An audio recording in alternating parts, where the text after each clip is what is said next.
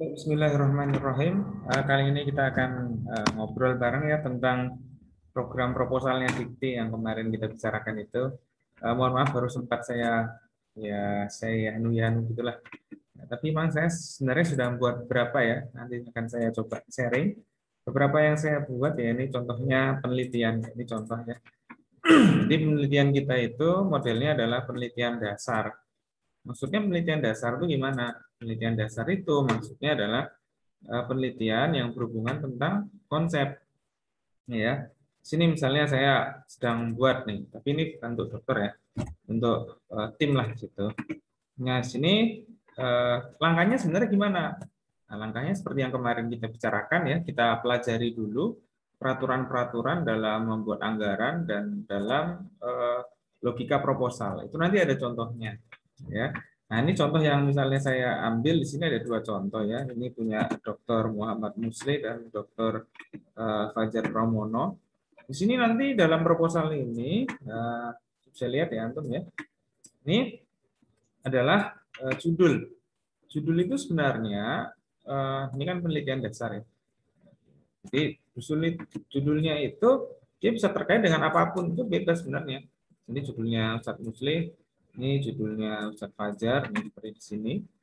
Ya, ini bahkan cetak biru pengelolaan bencana longsor, nah, sosiologis.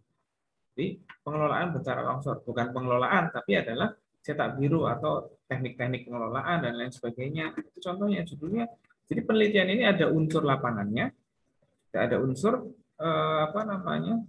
Ya meskipun penelitian ini maktabiah ya, atau penelitian ini pustaka ya. Ini contohnya pengembangan tradisi ilmiah. Ini kan berarti akan meneliti output dari penelitian-penelitian di PTKI ya, Perguruan Tinggi Keagamaan Islam di Indonesia. Nah, ini nanti kita ada logika dalam buat proposal. Dalam proposal judul itu nanti akan berimplikasi atau akan berpengaruh pada anggaran. Nah, kita judulnya tentang ini. Kita lihat ya punyanya Ustadz Musli ya. Lalu nanti di anggarannya nanti mesti akan ada hal-hal yang terkait dengan itu. Misalnya tiket kemana, di situ kan. PTKI kan yang disurvei mana saja nanti akan muncul di batasan masalah. Nanti ada analisis sampel misalnya. Jadi sampel itu misalnya ngambil karya ilmiah lalu ada analisanya. Ada narasumber. Nah, kan mesti ada narasumbernya. Karena keilmuan yang apa namanya? Penelitian yang membahas tentang khususnya ya tentang tradisi ilmiah itu mesti sudah ada profesor-profesor sebelum kita yang menelitinya. Nah, di situ profesor-profesor itu perlu kita undang sebagai narasumber. Nah, ini nanti akan muncul dalam anggaran. Nah, ini ada anggaran. Di sini kan muncul anggaran. Anggarannya apa? Honorarium narasumber. Misalnya begitu. Ya, ada nanti di sini perlu pengolahan data atau apa. Maksudnya pengolahan data itu gimana?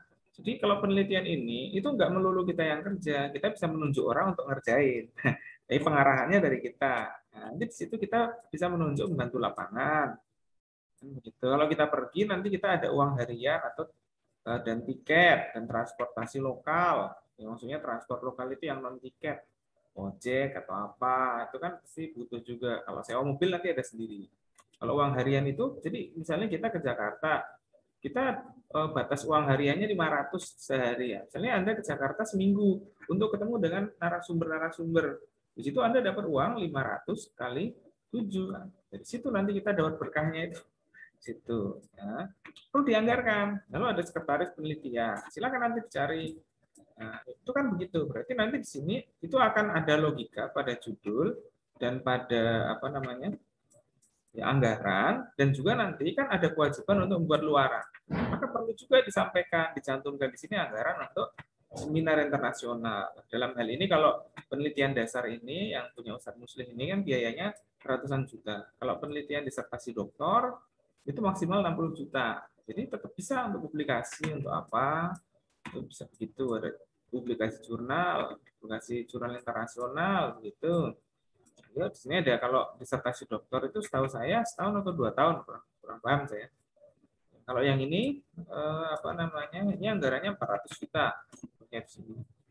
Nah, lalu itu contoh anggarannya ya. Ini saya langsung ringkas antara logika judul, desain penelitian, ya kan, dan juga anggaran serta proposal. Nanti kita lihat proposalnya. Dalam proposal itu nanti ada ringkasan. Ringkasan ini udah pendek aja. Latar belakangnya adalah langsung misalnya wacana integrasi keilmuan. Karena kan di situ bicara tentang pengembangan keilmuan. Nah, di situ. Lalu ini langsung menuju ke permasalahannya ya. Itu ada universitas yang harus diteliti, pengembangan keilmuannya bagaimana. Loh, kenapa kita meneliti universitas yang mengembangkan keilmuan? Karena mereka mengusung slogan integrasi ilmu, misalnya begitu. Jadi di situ nanti kita teliti. Dan itu membuat kita perlu ke sana. Iya. Nah, jadi kita ke sananya dianggarkan di dalam RAB atau rancangan anggaran belanja. Sebenarnya mudah bikinnya. Asal kita bisa bikin acara aja kayak kita waktu di Gontor lah, atau kayak kita di pondok, atau kita di masyarakat itu juga kan bisa rancang acara. Tapi di situ harus ada argumen logis ya. Bukan karena dekat, bukan karena saudara, bukan. Ya, seperti itu. Kata kunci latar belakang ya, juga latar belakangnya nanti dibicarakan. Latar belakangnya itu apa? Itu lebih detail dari ringkasan. Jadi ringkasan ini adalah memang ringkasan dari nanti latar belakang, tujuan, tahapan, dan luaran. Jadi ini kayak abstraknya proposal. Ya, kalau anatominya gitu ya, ini abstraknya proposal. Ya, ada tujuannya, ada tahapannya, ada luarannya, gitu. Ada TKT. TKT itu tingkat kesiapan teknologi. Maksudnya bagaimana? Karena kita penelitian dasar, maka TKT-nya mesti cuma 1-3. Karena kita hanya ada konsep. Jadi kalau sudah penelitian terapan atau pengembangan, nanti TKT-nya akan tinggi. Kenapa? Karena sudah ada sarana di mana teori itu dikembangkan. Misalnya kita pengembangan produk atau apa yang sudah ada dari pabrik dikembangkan, maka TKT-nya tinggi. Kenapa? Karena sudah ada pabriknya. Nah, kalau pemikiran ini kan belum ada pabrik, adanya kan literaturnya. Nah, ini belum jadi pada teknik terapan atau pengembangan. Latar belakang ini nanti bisa dibaca sendirilah. Ada tinjauan pustaka itu yang penting. Jadi ada penelitian sebelumnya. Tinjauan pustaka itu maksudnya penelitian sebelumnya itu apa aja, begitulah kira-kira. Enggak banyak kok, ini cuma berapa lembar. Nanti ada roadmap penelitian. Ini roadmap itu kita di sini TKT 1, 2, dan 3. Di situ apa yang dibahas dalam roadmap ini. Nanti saya ceritakan punya saya lah. Meskipun belum tentu punya saya yang paling keren ya, tapi kan setidaknya usaha untuk membuat itu ya harus dilakukan daripada nggak bikin kan gitu. Daripada cuma ngelamun aja ya kita bisa. Insya Allah dosen-dosen kita, profesor-profesor kita sangat setuju dan bangga kalau kita bisa bikin proposal ini. Ini sehari insya Allah jadi.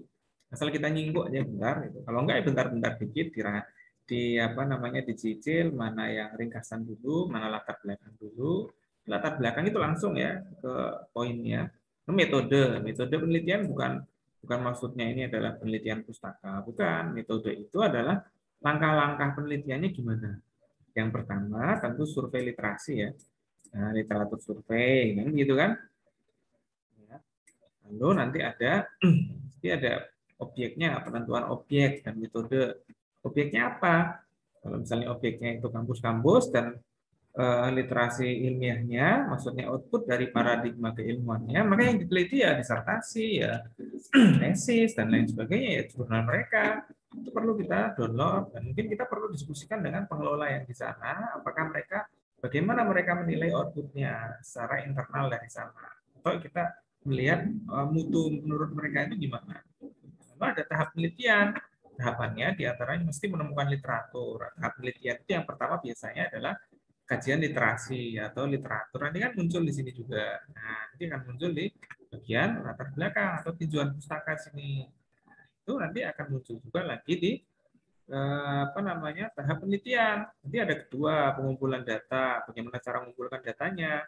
Ini juga nanti akan berimplikasi pada anggaran. Nanti ada pengumpulan data berupa survei ke sana dan lain sebagainya. Di situ perlu ada tiket, perlu ada uang harian, nanti perlu ada uang menginap. Nah, di situ maksudnya anggaran itu. Meskipun ini penelitian pustaka, selalu ada anggarannya. Karena kan kita kalau penelitian pustaka baca doang, ya nggak cukup. Nanti kita mengkonfirmasi temuan bagaimana. Kan kita perlu mengkonfirmasi temuan. Disitulah data itu dikumpulkan. Lalu ada analisa data. Analisa data ini bisa jadi termasuk juga laporan-laporan. Ya. Jadi laporan, hasil analisa, hasil pembacaan, misalnya membaca meneliti hasil-hasil penelitian di UIN Jakarta, misalnya begitu. Karena nanti sudah ada anggaran untuk inap dan lain sebagainya. Lalu di sana kalau sudah dapat datanya, bisa aja nyuruh orang, gitu. Nyuruh orang yang ahli soal analisa data. Silakan diringkas datanya, dijadikan statistik juga boleh. Ya kan? Lalu ada diskusi temuan. Nah, diskusi temuan ini tahap di mana kita bisa undang pakar atau narasumber. Nah, di sini kita bisa kenal prof-prof yang di tempat lain, bisa kita undang. Gimana cara undangnya ya? Kontak aja, diundang aja lewat universitas mereka. Nanti Zoom juga boleh ya. Kan jadi kita bisa mendatangkan bicara gitu. Kita harus melihat prospek dari proposal penelitian ini. Lalu ada menyusun laporan. Menyusun jurnal itu bisa kita kasih ke orang. Kan kita punya uang. Nanti ada honor penelitian. Nah, honor penyusunan jurnal kan termasuk publikasi. Jadi kita jangan khawatir, nanti saya akan kesusahan mengerjakan, saya kan nggak bisa nulis jurnal. Ya kan punya duit kalau proposalnya diterima. Itu makanya ya kalau proposalnya diterima ya nggak apa-apa, tetap bisa masuk surga dan dapat akpam ya insya Allah Ustaz Usman ya. Nah tapi kalau diterima, ini bisa riset, bisa pekerjaan yang lain juga. Nah nanti di sini ada workflow-nya ya atau diagram alir ya bagaimana prosesnya gitu kan. Biasanya kalau disertasi, saya ingat saya 1 sampai 2 tahun, maka dibikin dalam 2 tahun itu nanti ada kalendernya, ada pembagian tugas. Ini contoh kalendernya nih, tahun pertama, tahapan pertama kan ada masuk di sini kan, pada metode penelitian kan, masuk di sini lebih detail. Tahun kedua nanti ada apa, tahun ketiga ada apa, daftar pusaka.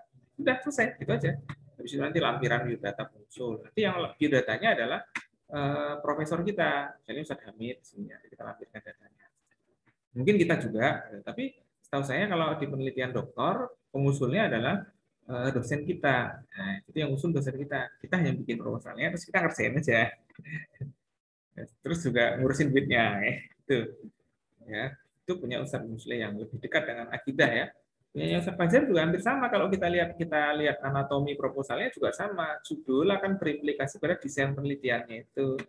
Ya, identitas pengusul sudah jelas ya. Lalu ada model penelitiannya apa? Ada produk, ternyata begitu. Produknya apa? Ada KI misalnya, apa HKI itu hak kekayaan intelektual. Bisa kita bayar dan daftar HKI kan bayar. Pakai apa? Pakai dana penelitian ini. Jadi kalau kita ada tugas publikasi kan ya di pasca yang wajib itu kan, ya bisa kita pakai uang ini untuk publikasi pasca itu. Bahkan yang nanti penelitiannya kita kait-kaitkan aja judulnya dengan judul penelitian ini. Jadi misalnya tugas ini kalam, bisa dikaitkan dengan penelitian kita misalnya judulnya apa. Bisa aja. Ya, jadi nggak mesti harus judulnya itu, nanti judulnya ini, nanti publikasinya ini. Enggak. Ilmu kalam, temanya nanti judulnya tokoh siapa, ya jadi. Ya, ilmu akidah tokoh siapa ya jadi kalau masih dalam satu tema ini dan nanti bisa diargumenkan bahwa ini berkaitan dengan penelitian ini ya gitu. Dilihat honornya banyak, honor pakar materi 25 juta kan banyak kan. Jadi kalau kita penelitian disertasi doktor, kita pengen mengundang narasumber yang keren-keren, ini kesempatannya. Kita bikin proposal kayak gini nih. Membantu lapangan. Nanti kita nggak bisa bikin jurnal kan? Ya udah, nanti kita bikin membantu lapangan. Nanti ada ukurannya ya per jam berapa. Kalau nggak tiru aja proposal ini per jamnya berapa. Kan OJ ya, orang per jam. Kan gitu kan. K ya, orang per pekerjaan kan gitu. Orang per jam. Lupa juga saya OBO kayaknya apa. Itu ada ininya. Sewa mobil kalau misalnya mau pergi-pergi itu juga ada apa namanya? Ada aturannya. Jadi kalau bingung aturannya bisa nanya ke saya. Ini dananya acuannya kemana toh? Karena Jogja, Surabaya, terusnya beda. Sewa mobil itu langsung beli BBM-nya juga ya. Dalam arti sewa mobil itu satu paket ke pengelola sewa. Itu contohnya kalau sewa. Ini lebih detail bisa kita bicarakan. Ini sewa banyak sekali karena memang akan ke studi banding ke tempat yang tempat longsor-longsor tadi itu dan kita lihat metodologinya mereka membuat cetak biru penanganan longsor untuk dibawa ke Ponorogo. Lebih ke penelitiannya begitu. Ya, lalu ada HKI, jurnal nasional, jurnal internasional, ada FGD. Nah, FGD ini maksudnya adalah diskusi pakar, semacam itulah kira-kira. Ini kan konsumsi ya, ada konsumsi belanja bahan itu, kertas-kertasnya kan perlu juga. Ini banyak yang sama. Nah, ini langsung ringkasannya. Ini ringkasannya kecil. Dalam ringkasan itu ada latar belakang, ada metode, seperti sini sama dengan punyanya Ustaz Musli tadi. Lalu ada luaran, target luarannya apa? Ya, soal target luaran itu nanti kita apa namanya jurnal internasional. Saya nggak bisa bahasa Inggris. Bayarin orang pakai uang itu. Makanya yang penting proposalnya dikabulkan dulu. Jadi ini soal apa namanya pinter-pinternya kita ya. Kesempatan misalnya pengembangan apa namanya pembangunan manusia berkebutuhan khusus berbasis apa ya itu bisa kayak gitu bisa. Masa nggak bisa? Bisa aja, jangan khawatir. Ya punyanya Ustaz Rahmat misalnya yang bidang manajemen ada silakan diteliti ya punya Ustadz apa lagi ya Ustadz Ilham misalnya tentang tafsir atau tentang kiroah nanti aja ya, dan lain sebagainya masih banyak lagi tentang haji umroh jangan-jangan malah bisa haji umroh tapi penelitiannya adalah terkait dengan itu boleh-boleh aja soal nanti ini kita akan makbul jadi disertasi langsung atau enggak itu soal nanti yang penting kita penelitian dulu itu juga bagus karena bisa jadi itu jadi wasilah agar kita itu cepat-cepat dapat judul dan cepat selesai karena penelitian itu jangkanya 2 tahun mungkin kalau dosen kita lihat ternyata semangat ya penelitiannya dan bagus dan berkualitas maka langsung dijadikan judul disertasi ya misalnya kayak gitu di ACC kan bagus juga ya kita harapkan gitu juga ya lalu di sini ada kata kunci latar belakang sama jadi hampir sama anatomi ya. Nanti ada roadmap-nya bentuknya kayak gini ya. Beda-beda roadmap-nya. Tinggal niru yang mana boleh aja. Metode sama metodenya kan gitu. Ada diagram alirnya nih kalau ini agak detail ya. Tahun pertama apa, tahun kedua apa. Sama kayak yang punya Ustadz Muslim nanti yang di kayak gini nih. Nah, ini jadwalnya apa yang dikerjakan di tahun pertama. Jadi ada tahun kedua, ada ya review naskah dan lain sebagainya, daftar isi. Udah selesai. Sudah data muncul. Selesai. Oke, kalau gitu kita lihat ya saya yang saya susun ya. Nah, ini mungkin judulnya masih kotor lah ya. Ibrahim Al-Hakilani dan penyebaran filsafat Islam. Wah, studi manuskrip. Loh kok ya harus yakin. Jadi kita judul itu pertama harus yakin. Nanti apa desain penelitiannya itu yang penting dalam proposal itu. Ya meskipun saya cuma asisten ya di sini ya, ya hamba ini hanya orang biasa lah. Ya ringkasan jelas ini mengungkap literasi Islam penyebaran apa namanya filsafat kan gitu. Ini penelitian pustaka ya, transkrip dan edit. Nah, ini saya fokus ke transkrip dan edit manuskrip langka ya. Nah, di sini karena ada manuskrip yang belum diedit. Saya nemu manuskrip yang belum diedit atau belum ada edisi kritisnya. Ini pengen saya edit. Lalu bukan hanya diedit aja, ternyata dalam literasi-literasi, dalam kajian literatur, itu saya temukan, di sini saya teruskan di apa kajian literatur ya, kajian pustaka ya. Saya temukan bahwa matan teks ini dia punya pengaruh dan punya hubungan dan punya istilahnya interlinear teks ya. Jadi teks itu linear atau punya semacam hubungan dengan teks yang lain. Itu saya sampaikan dalam tinjauan pustaka ini. Terus saya menyusun desain penelitiannya desain pustakanya begini lalu di sini ternyata ini adalah tahunnya di tahun kerjanya ini karena ini penelitian dasar 3 tahun kalau kita disertasi 2 tahun aja ya 2 tahun sana lama karena uangnya juga cuma 60 juta kalau ini kan uangnya ratusan juta ini kalau nggak salah punya saya ini saya baru dapat 100 belum belum lebih nanti saya akan sampaikan tentang anggarannya ya anggarannya juga gitu saya lihat anggarannya punya saya ini baru sedikit anggarannya karena saya kira cuma 60 doang kalau penelitian dasarnya ini ternyata kemarin dievaluasi dan direview harus sampai ratusan. Nah, ini contohnya anggarannya. Ini ATK, ATK itu alat tulis kantor ya. Kalau kita perlu rapat kan kita perlu kertas, ini perlu ATK, contohnya gitu. Nanti ada FGD penelitian bersama pakar. Ini saya undang pakar 6, hasilnya jadi 20 juta gitu. Kalau ada honor sekretaris, saya perlu nanti sekretaris untuk mengetik dan lain sebagainya, menyusun laporan gitu. Nanti ada lagi sewa peralatan, ada nggak sewa peralatan? Nggak ada ya udah nggak ada kosongin aja. Nanti ada transport, nggak perlu transport nggak perlu juga masalah analisa data itu kan kita sudah dapat data manuskrip. Kalau kita mungkin kita nyuruh orang untuk mentahkik ya atau mentranskrip kan itu kan untuk nyuruh untuk edit lah ini datanya nanti ada yang ngolah kita bayarin orangnya. Nah itu ya, narasumber juga nanti kalau sudah datanya diolah dan selesai hasil transkripnya kita undang para narasumber saya undang dalam hal ini bidang apa namanya filologi di sini saya metode dalam metodenya saya jelaskan penelitiannya di sini saya akan undang orang-orang ini nah, untuk apa untuk mendiskusikan yang saya temukan dan saya diskusikan tentang interlinear teksnya dengan teks-teks yang lain khususnya dalam konteks Islam di Nusantara. Nah, itu jadi kita punya fokus dan kita punya konsen penelitiannya arahnya ke situ.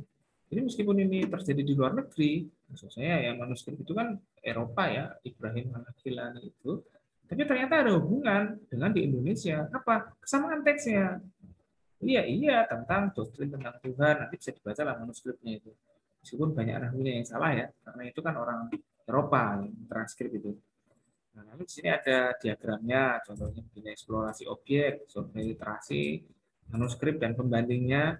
Siapa tahu ada manuskrip lain yang saya belum tahu, tapi dengan dana penelitian ini bisa diakses. Itu dia.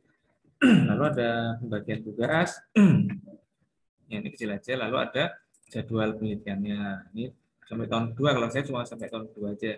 Tahun ketiganya belum, karena ini belum review lagi. Jadi ini udah review satu kali. Daftar pustaka belum saya tulis karena pakai sistem citasi dan belum saya masukkan. Jadi ini tidak terlalu sulit ya sebenarnya. Yang penting logikanya harus nyambung antara tujuan penelitian, karena nanti saya misalnya penelitiannya manuskrip di luar negeri, tapi saya nggak di luar negeri.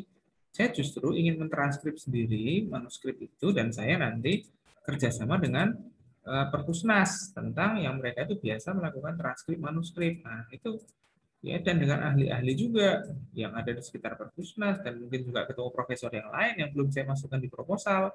Ini kan saya yang cari kan berdasarkan Google, maka saya masukkan di sini ketemu prof siapa dalam metode ini kan saya jelaskan ya. Dalam metode ini saya jelaskan penelitiannya pada sekian tahapan. Ada tahap transkrip, lalu ada tahap editing dan komentar, lalu ada tahap diskusi. Nah, diskusi temuan ini oleh orang-orang yang pada bidangnya itu, yang kita lihat misalnya publikasinya bidang manuskrip Nusantara, ini kita ambil aja rata-rata prof-prof semua. Kan kita dengan dana ini bisa mengundang itu. Jadi kira-kira gitu ya. Itu maksudnya. Jadi logika penelitiannya, logika bikin proposal itu gitu. Latar belakangnya itu ada persoalan yang harus dibahas. Kenapa? Karena secara mendasar banyak yang belum bahas. Itu dibuktikan dengan kajian pustaka. Dalam kajian pustaka itu kita bicarakan mana aja yang sudah dibahas, mana aja yang sudah bahas. Tapi apa yang belum dibahas? Jadi di situ baru kelihatan gap of research-nya. Atau ada apa namanya ya? Ada letak di mana penelitian itu perlu dilakukan di situ dan dananya harus ratusan juta. Kalau doktoral 60 juta ya ingat ya itu. Ya itu juga kalau PTM atau tesis magister ya 40 juta gitu kira-kira. Jadi proposal penelitian apapun sebenarnya logikanya sama. Logikanya berawal dari latar belakang. Tulis saja dulu. Kalau ringkasannya mungkin terakhir aja, bikin ringkasannya ini nanti terakhir. Karena ringkasan itu kan diambil dari latar belakang, ditambah kajian pustaka, ditambah dengan metode penelitian, ada penentuan objek ya, jangan lupa. Penentuan objek itu termasuk juga pembatasan penelitiannya. Lalu ada tahap penelitian itu sendiri. Nah, di tahap penelitian itu, pengembangan penelitian itu kita kaitkan secara luas dengan tokoh-tokoh yang ada di Nusantara. Saya gitu. Ini terserah diterima apa enggak proposalnya. Kan tapi yang penting udah ada proposalnya. Dan ini kalau di riset nggak bisa kecuali pakai dana yang ratusan juta. Misalnya kayak gitu. Itu logika penelitiannya. Gitu. Lalu ada bagian tugas, ada masa kerja. Karena memang susah transkripnya. Lalu luarannya apa? Mungkin ada yang nanya ya. Kalau luaran saya di sini yang saya janjikan untuk ditarget diantaranya ini karena belum banyak jurnal tentang manuskrip Islam. Itu sebenarnya kita bisa saya mentarget luaran yang pada jurnal internasional. Di sini tahap luaran di sini ya. Luaran.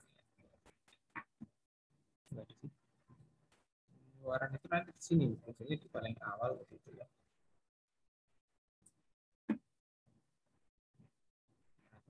Nah, sini luarannya. Nih, saya bilang belum banyak jurnal yang mengakomodir penerbitan riset bidang manuskrip Islam. Setidaknya saya target adalah Journal of Islamic Manuscript. Ini di indeks Scopus. Wah, ini memang bahasa Inggrisnya juga perlu bagus. Maka manuskrip yang saya edit, lalu saya kasih komentar, terbitkan di sana. Nah, itu maksud saya gitu. Selain itu, nanti juga dijadikan buku. Jangan lupa itu harus jadi buku juga.